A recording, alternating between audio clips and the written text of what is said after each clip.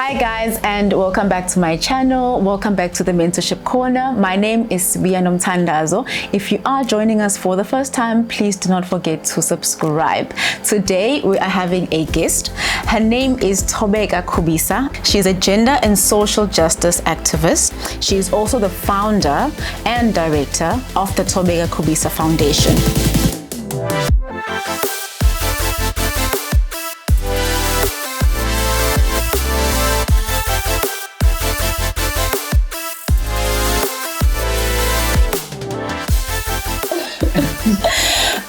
Thobeka, welcome to the Mentorship Corner. How are you?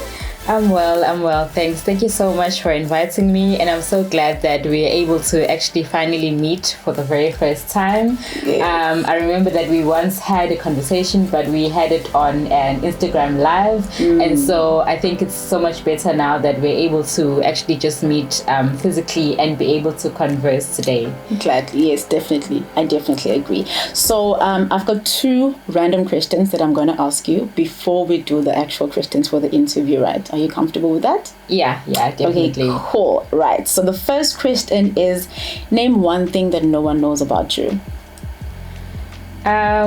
Well, that no one knows about me. Well, I think most of the time people don't want to.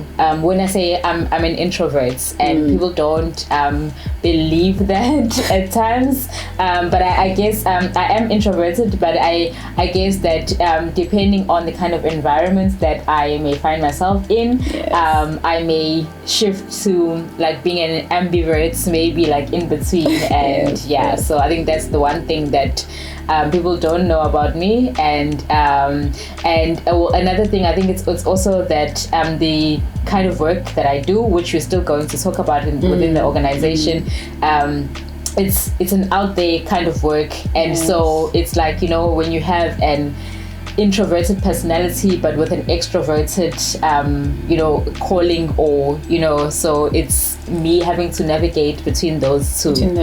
Got you. Okay, and the next question is, what is the one thing you are grateful for today? What I'm grateful for, I know that it sounds cliched, but I think I would say that I'm grateful for life, because the past couple of months have been quite challenging for me, personally and within different aspects of my life. Gotcha. and they still are. But so as they say, cliched as it is, we soldier on. So that's true. Yeah, that is so true. Right. Okay, so let's start from like the very, very, very beginning. So I would like to know what inspired you to become a gender and social justice activist. So my entering into the space of being a woman, being in women empowerment space, was from a personal perspective, but also from an academic perspective. At a very young age, when I was in primary school, I was bullied by an older boy, and the reasons for him bullying me was the fact that I used to talk back at him, and so it was a matter of then, as I was growing older, I didn't realize just how I was kind of being held back by that silencing that was implanted in me from a young age. And it's, I also then realized how, as girls, from a young age, they're very outspoken, but as they come into adolescence, they shy away. They are no longer as expressive as they used to be, and sometimes it's a result of the social conditioning that almost silences the voices of the voices of girls. And then from an academic perspective, I was also then studying. My undergraduate degree was in sociology and political science, and my honors was in community development. But I decided from that very stage of doing my honors that I wanted my focus to be on girls, on the empowerment of girls, and considering how within it, from gender socialization, girls are almost placed in an inferior position as opposed to their male counterparts, as opposed to boys. And I therefore decided that this is the space that I would want to venture in trying to dismantle, trying to unsettle the conditioning that we have as a society, trying to unlearn and relearn other ways of being girls, other ways of being women within society in general. Yes. And I think that, just to add, I think you're working on that, but also having like that voice of expression as women in our societies and our communities. Yeah, definitely. Yeah. I think it's really important for the voices of girls to be amplified and for girls to understand the importance and relevance of their voices, and that their voices need to be heard, that they have something to contribute into society. Got you. Okay, so you touched on your academic career, which is what we're gonna be discussing next. So just like walk me through like a very brief of your academic journey. So you said you studied sociology undergraduate, and then you did your honors in community development. So how has that journey been? Because now you're currently doing your second year as a PhD candidate. So how has your academic journey been?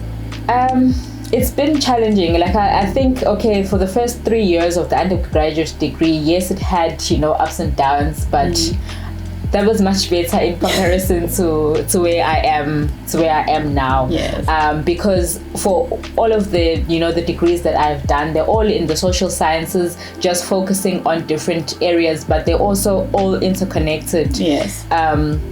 Because then after I did my community development honors, at that time when I completed my honors, I didn't think I would go back to school. I was completely done with school, but I think another inspiration was the fact that I was then unemployed. Yes. And so I was like, okay, let me go back to school, Yes.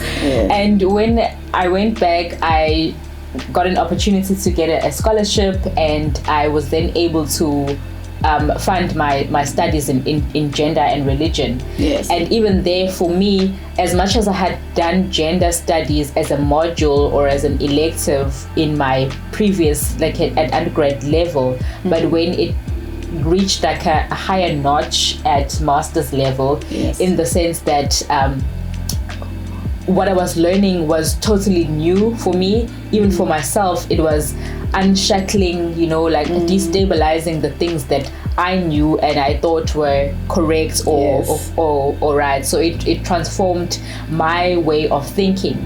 And so it's quite tricky, because now I'm at PhD level, and in terms of the actual studies, it's going snail pace and not going as how I would like it to go. Yes. And particularly because I'm juggling a lot of things. So I'm trying to be a full-time student whilst running an organization and whilst running a company with a friend, and also other projects that I'm doing but it has always been my dream to one day have that doctor title in front of my name. I'm just trying to navigate as best as I can, and hopefully we'll get there. My aim is that end of next year we're done. Yes. Got you. Okay, so back to the organization. So the next question is, when and how did you know that starting the foundation would answer some of the social issues that we do face as women in our communities? So you've already spoken about what inspired it, which was an incident in your childhood. So when did you know, okay, fine, you know what, I've got my organizations out there, but I feel like starting my own organization focusing on this specific topic or aspect of the piece of the pie, whatever you want to call it, starting that organization is what's going to try and solve that problem? I wouldn't say that I knew that this is what would be the solution. I think it's like, even when starting a business, it's like you're taking a risk, you're going by hunch, that this is what you think can be, this is the best approach. And it was also because I had previously volunteered and been a part of the civil society space within different civil society organizations, and within those I felt that there was, or rather I hadn't identified any organizations that work specifically with girls that say, Ugusi, this is what we are doing, we're focusing on girls. It was they were focusing on different areas. And so within KZN, perhaps in other provinces, there are organizations that work with girls specifically. But I thought that, okay, this is the gap, and this is the way I would want to contribute, to enter. And therefore I started, and I believe that it is important to have discussion. And I was finding that in particular when it comes to issues around HIV and AIDS, teenage pregnancy, that we are faced with as a country, the approach in most times is often from a top-down approach about telling girls, don't do this, don't do that. And we have seen in society how that often has not worked for all people. Some are discouraged from getting to relationships, from having sex at a young age, but they still go out there and do it. Yes. And so the approach that I decided that would probably be best for my organization is to say that, okay, we're not judging anyone, but let us try to understand where the girls are coming from. What influences you to get into a relationship with an older man, for instance, without shaming you for the choices that you make, but we're trying to understand how do you, as a young person, as a young woman, a girl, what are your ideologies about love? What do you consider as consent? What do you consider as agency? So, it's our discussions, our conversations are around unpacking those those terminologies, those concepts from the perspectives of the girls, than for us to be the ones who know it all and just impose our ideas on them. Yes. I think I love it, because I think even like in my car as kids, when you're growing up, they talk, don't do this, don't do that, and then you have a lot of questions as to like, why can't I do this? And they don't really explain to you, but okay, fine, don't do this because 1, 2, and 3, and understand where you're coming from as a kid. And in your case, as young girls, but okay, fine, you are dating a 30-year-old and you're 15 years old. Why are you doing that? What motivated you to do it? Is it because of money? Is it because of the way you are at home and all the drama? I think I love that approach. So while we're still there, let's just jump into the next question, which is basically how do you guys structure like basically the work that you do? So how do you guys do it? Do you go to schools? Do you, I don't know, do conferences? How does that part work? Okay, because we're still a young organization, the best way for us to reach our beneficiaries is to go to schools. Gotcha. Because since we're working with adolescent girls, so there's the teenagers and young women who are in possibly from out of high school until their mid-20s. Gotcha, yes. And so we go to schools. For now, we're working with Igole schools in Kwamashu. And because we also believe in just starting out, let's start out small. And I also don't believe in pop-up events like I'm going to come to school today and then go to, because the importance at the end of the day is the impact. How are you measuring the impact? Maybe today I can come for one day and change at least one girl's life, but I also believe that if they see me regularly, and if we continuously meet with that just same group of girls, there's a trail, there's a kind of, the impact is built up, that maybe in our first encounter nothing, you might not be moved by anything that I may say from our first encounter, but if we regularly meet, eventually I believe that there will be some sustained impact in the girls' lives. So we approach schools, and through the permission of the principals or a teacher at the school, they allow us, and we ask, we say, from on this day, we'd like to come and talk to, maybe it's 50 girls in our engagement that we had last year in October to celebrate International Day of the Girl Child, because we also try to align our projects to important dates, within the world or within South Africa. And so we come there, we meet the girls, we have facilitated discussions, but then we also ensure that in our program awuhambi ungenzanga any work, like you don't leave the without having gone and done the group discussions where we place the girls just on their own without us as the facilitators. And we say, have a discussion on this and then come and present. So there's always going to be writing in a dialogue that is facilitated by us. And the importance of that is for them to, as much as there may be information that we may come with that is useful for them, but also there are lots of things that we can learn from them. So we give them that opportunity to talk about, because they don't have, and particularly what I think is significant about my organization is that what we're doing are things that were previously not done in the schools that we go to. Our programs awenziwa at all, and so for them it's like, wow, someone actually cares, someone actually comes to our school to do this. So we really believe in the importance of the girls' voices, and therefore we give them that opportunity to discuss amongst themselves.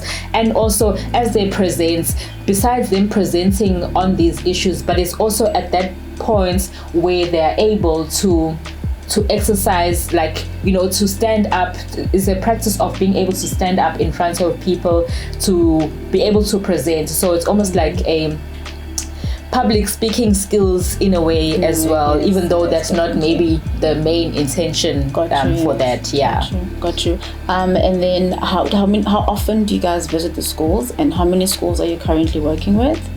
At this point, we don't. It's not as regular as I would like it to be. Gotcha. And one of the reasons is because as a team, we are not big enough as a team to be able to facilitate those discussions regularly. And another reason has been that because the work that we do as an organization is non-profit work, so there's funding involved. If you're going to go to school, there's preparation and all of that, and money has been a part of the challenge at this point. So at this stage, we've been working with one school, KwaMashu. Yes. But we've also been having other in between discussions. So in July, for instance, we hosted a dialogue that was open to young girls, young women, and it was between the ages of 15 to about 26, so these were from different communities, so they didn't know each other, and not necessarily from one school. And so they came together at a venue that we had organized, and the importance was also about talking about these issues. We invited a lady who is an author, who has previously been married and then divorced, and who had met her former husband when she was still in high school, and he was much older. So that was the significance there, and how she shared her story then about how the age gap, and because she was coming from a background of poverty, it was easy for her to just be enticed by what this man had to offer. Yes. So we are not as regular as I would like it to be, but hopefully as time goes. And another thing is that we recently received an international grants funding from international organization, and so that will be able to keep the organization running and have more gatherings throughout the rest of this year, as in comparison to how things have been last year. Yeah. Got you. All right. So we've spoken about funding and so if there's someone at home who, two things. One, would like to work with you guys in terms of maybe would like to sponsor you guys or throw in a donation, they maybe equipment or financially, how would they go about contacting you? And then also, if there's someone who's watching and they're actually there is a school that I know that would benefit from working with this organization, how do they go about contacting you guys? All right, so as an organization, we really do believe in the importance of collaboration, and we really would appreciate sponsorships, partnerships with other organizations. And to contact us, you can email us at othobeka@gmail.com. So that is othobeka@gmail.com. And on Instagram and Facebook, we are also present. And we are Thobeka Khubisa Foundation on both of these social media platforms. Right. So, guys, that is it from today. Thank you so much, Thobeka, for coming through. I know you're very busy, but thank you for availing yourself and sharing the knowledge with our viewers. To all the young girls, all the young women, please do follow the Thobeka Khubisa Foundation. There is a lot of content that you can learn from there. From me and the Mentorship Corner, it is goodbye for today. Don't forget to subscribe.